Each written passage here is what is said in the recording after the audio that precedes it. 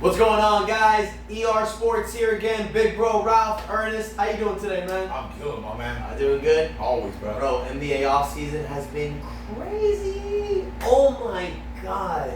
Dude, guys, trust me, we've been wanting to cut videos since everything's been going on, but there's so much stuff that's been happening within the hours that we just felt to wait for the NBA moratorium period. Yeah. Whatever the fuck it's called. Yeah. Try saying that 5 times. You know Yeah, we wanted for that period to be over, and it finally is. So now we can fully talk about where players are going. I know you miss us, guys. Oh, yeah. So we want. We're Me and glad my to be brother, back. we talked about, man. We wanted to go ahead and have that 5-day period pass Exactly. by, so we can go ahead and do it. Exactly. So guys, we're going to be going with segments. We're probably going to talk about a couple players we've talked about before, but now we know where they are. So we're going to go ahead and go a little further. And the team we're going to talk about is the team that my bro predicted that was going to come out being the big breakers, the big freaking cashed in winners for the 2019 NBA free agency period, and that is the Brooklyn Nets. Well, that's debatable. You picked. Well, it's debatable,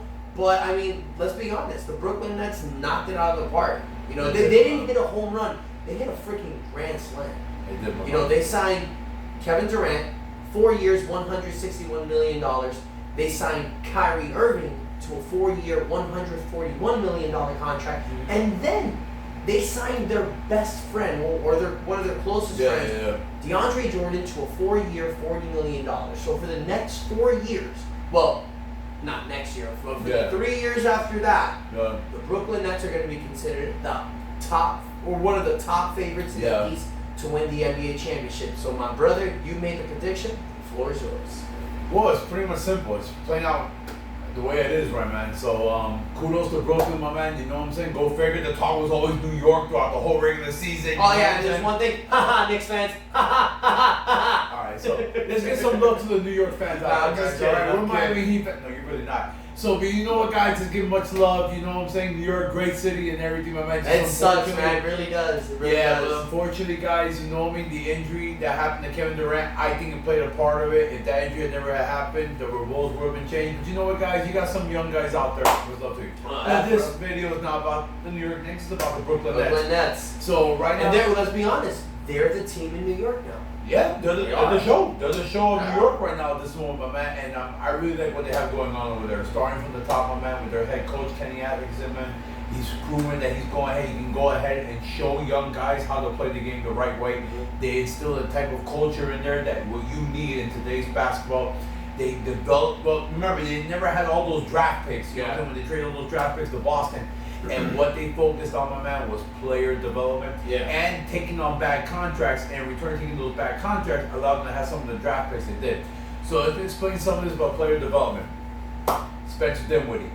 Spencer Dinwiddie was a guy who was kind of like floating around the league and everything, ended up being one of the more valuable point guards in the NBA today. Not all-star, not star caliber, but what I mean valuable is a person you know you can count on 82 games a year. Okay, durable, can facilitate, can score the basketball. He's developed to be a damn rock-solid player in this league. Also, picking up Joe Harris, which quite a few people question. You know, I was one of the questions when they got him in free agency a year and a half ago, and I'm like, who's this Joe Harris? You're giving this guy $7 million a year. I'll be honest, guys, I didn't know much about the kid. He goes ahead and wins a three-point contest. 2019 3-point champ. Yeah, my man, and he's showing that he's being a sniper. So let's talk about also some of their draft picks as well. Because they went ahead and they took on bad contracts, one of those players ended up being Jarrett Allen. Jarrett Allen now is one of the best young up-and-coming centers in basketball, rebounding, shot blocking, and also shooting guard Karis LeVert. Karis LeVert. He's their diamond, man. He's their diamond, man. I'm very high in his game. He had that foot injury, unfortunately, last year. So there were some people actually last year, my man, even though with the ascension that D'Angelo Russell had, and he ended up being an all-star, there was actually people saying that D'Angelo Russell earlier in the year was not the best player in Brooklyn. It was Karis LeVert who was the best player in Brooklyn. And then unfortunately he suffered the foot injury that he did. So you take those young pieces that they have at the moment to go along with a Kyrie, to go along with a Kevin Durant and DeAndre Jordan, my man, they're on their way. They're on their way. And even though we know they're on their way, and even though the ceiling's high, there is a little thing that's called reality. Yeah, man. Kevin Durant ruptured his Achilles. We've talked about it. You We feel that he's going to come back and he's still going to be an elite level player. Yeah. But fact is, he's probably not going to play in the 2020 season. So that means the 2020, a big chunk of their salary cap isn't going to be playing. Yeah. So their ceiling isn't really that high. Right. We can't sit here and say that the Brooklyn Nets are the favorites to go to the NBA Finals for the Eastern Conference. Yeah. If anything, I'm thinking maybe the 4th or the 5th seed. They're gonna be hovering right there with teams like Miami, Indiana. They're gonna be fighting for those 4th seed, 5th seed contentions. Yeah. But they are gonna contend in the East. Any team that has Kyrie Irving, you're gonna be a player in the conference that you are. Kyrie Irving is big time, bro. This is a guy that's going to give you 27, 28 points a game, maybe 25 or 24. You're going to get 6 or 7 assists. You're going to get 3-point shooting. You're going to get ball handling skills. You're going to get leadership. Best ball handling skills. Absolutely. You know what you're going to get. With DeAndre Jordan, you're going to get a guy that gives you 10 to 12 points, 10 to 15 rebounds. He's going to block a shot. He's going to block 2 shots. And then you're going to have all these fillers around that. Brooklyn fans, you have something to look forward to. And also, guys, let's put in the factor that Kyrie Irving has been dying to have his own team. He's been dealing with nothing but problems since he's been with Boston.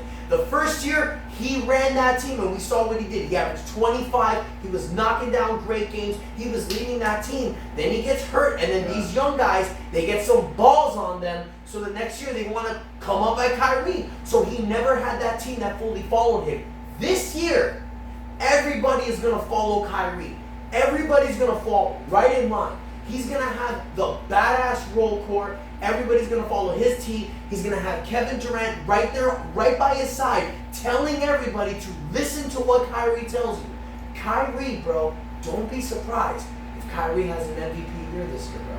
I wouldn't be surprised. I mean, he'll have an MVP type caliber year. That's what I mean. He won't be voted the MVP, but he'll have an MVP caliber year, bro. I can see him ball out in 2020. Yeah, he's gonna ball out. He's gonna ball out. So you mentioned a moment ago about Kyrie finally had his own team. He had it in Boston.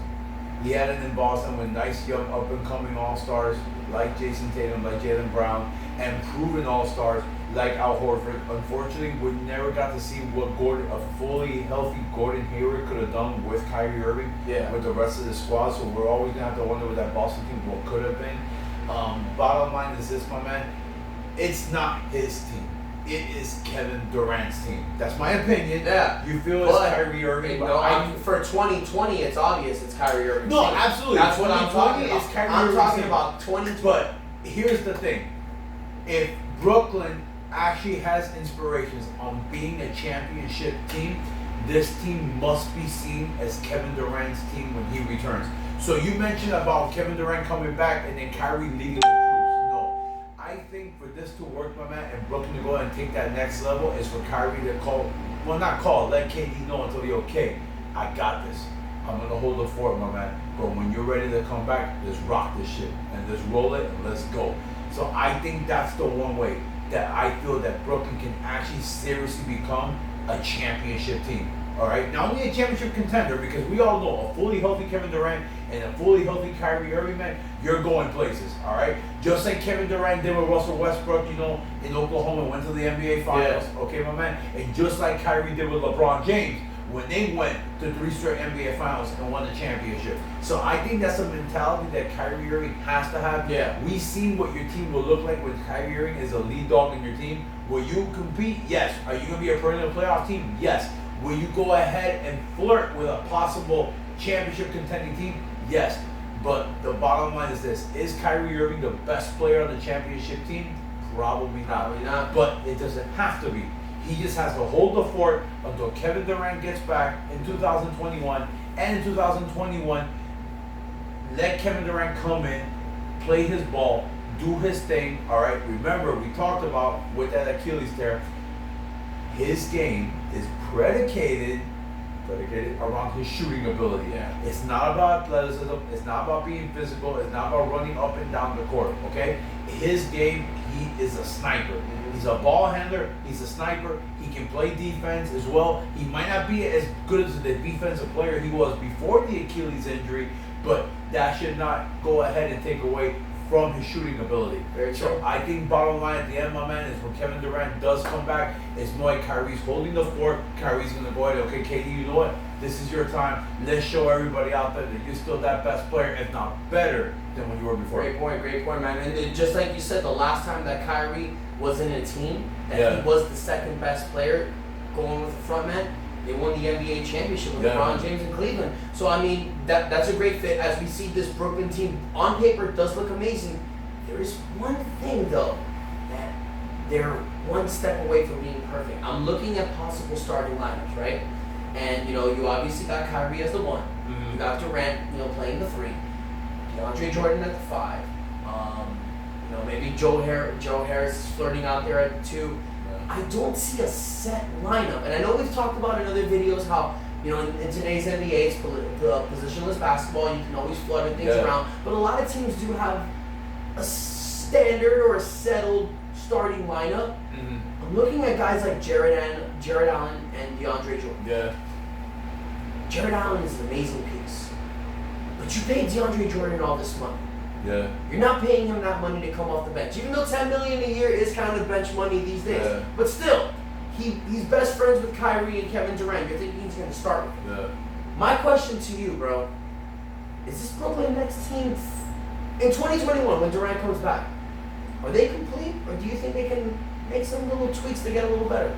You can always make tweaks, my man. Obviously, yeah, but do you think that they're a shoo-in for a championship with the roster they have now, or it's better to... When KD is healthy? Yeah. Yes. Absolutely. Yes. I think they should make some changes, though, because I don't see a locked-in starting lineup with this team. I know it probably doesn't matter because you have KD and Kyrie, but as we learned with super teams or teams with great players, 2 or 3 is not enough at times. You need guys to fill out those roles for the 48 minutes. So, let me throw it at you, bro. I mean, what do you think they need?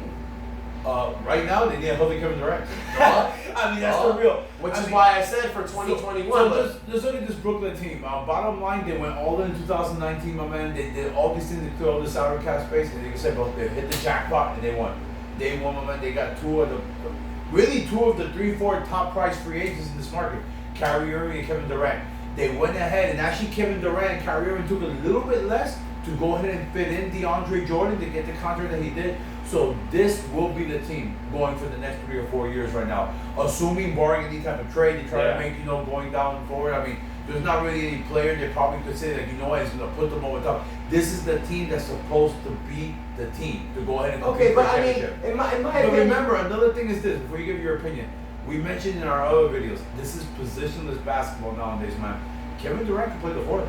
He could play the 4, okay? They go ahead, they can mix in Joe Harris, Karis LeVert, okay? You know what I mean? Maybe depending on the matchup, you say you want to go ahead and you want to throw Jared Allen and DeAndre Jordan in the court at the same time. I don't see it, you know what I'm saying? But you go ahead and give DeAndre Jordan this money. Is it possible maybe they can go ahead and make a trade down the road? Did they give DeAndre Jordan 4 years, $40 million? Maybe you say, okay, you know what?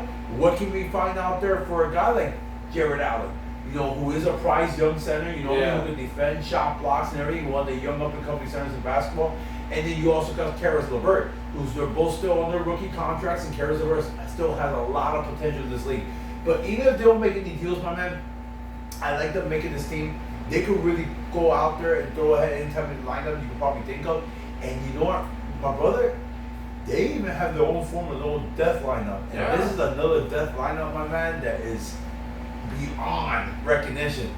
You could actually, depending on the matchup, even not depending on the match, you want to go up and down on teams, they can actually go at one point 5 players in the court, being Kyrie Irving, Spencer Dinwiddie, Karis LeVert, Joe Harris, and Kevin Durant. You could be like, you actually gonna play Kevin Durant at center? But it's positionless basketball. At times, the defense will be there, but you need to go ahead and you need to drop buckets. If your team is struggling to put buckets through the hole, or you find yourself in an offensive struggle at any point, you throw those 5 guys in there, but you got 5 guys who can score and shoot the basketball at the same time. So that could be their form of their lineup as well. That's true, man. I like it. I mean, it is, like you said, it's positionless basketball. Now, my thing, obviously, for me, having a solid lineup does make things work a little bit better. It is all about chemistry. It is all about how the way things flow. So I like what you said. Something that rang my ears when you were talking about was possibly trading Jared Allen. I think that might be the best possibility for them to do by the 2021 season. Because I could see a starting lineup of Kyrie Irving, Karis LeVert, Durant at the 3, DeAndre Jordan starting at the 5, and then trading Jared Allen for a possible guy that could start in the 4. Who? I don't know. A perfect fit that this douchebag decided to go back to Europe would be Mirotic. Mirotic, Mirotic. He would have been a perfect fit with this team. That's what they would need. A beautiful stretch forward. That's my opinion. Now, before we close off the Brooklyn video, bro, obviously we always like to throw it in every video. I know we're talking about a team. Free agent period is not over, but we've kind of crossed that exciting time. Do you see any wild card players or any wild card situations for the Brooklyn Nets? Look, it's really too early, my man, to go ahead and even start to, assume who. Some of the ER Sports Squad might want to hear. So, guys, I know you're used to my wild card, so I'll just throw one out there. Okay? All right. So you look at different possibilities and everything. I mean, if there's somebody that could possibly go ahead and maybe fit in with the style that this team has, I don't know what it would take to get it. Maybe how about a guy like Orlando's Aaron Gordon? Maybe the way he could fit in at that like a possible trade scenario for Jared Allen, maybe throwing a Spencer Dinwiddie to make it nicer.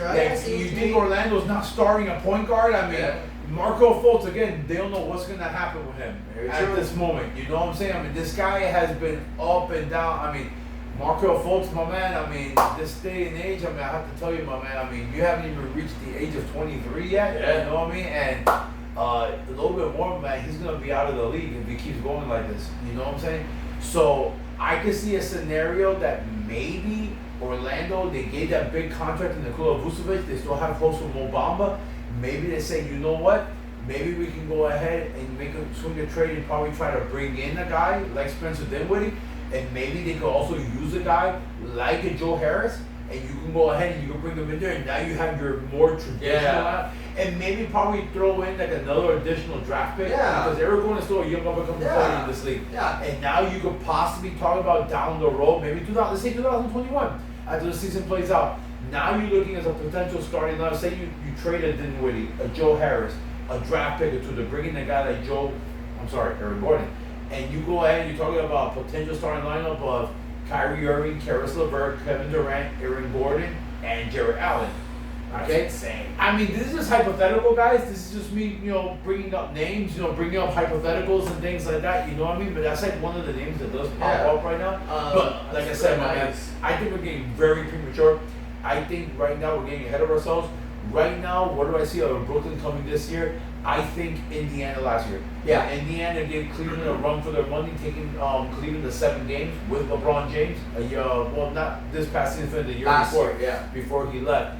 I see that being that type of scenario where Brooklyn will more likely be about that 5th, if they're lucky. And Karis LeVert goes and takes that next step. Jared Allen takes that next step. Spencer Dinwiddie becomes a 6-man candidate of the year, and Kyrie balls out. I could see Brooklyn possibly being a 4th seed, maybe pushing a 3rd seed and everything.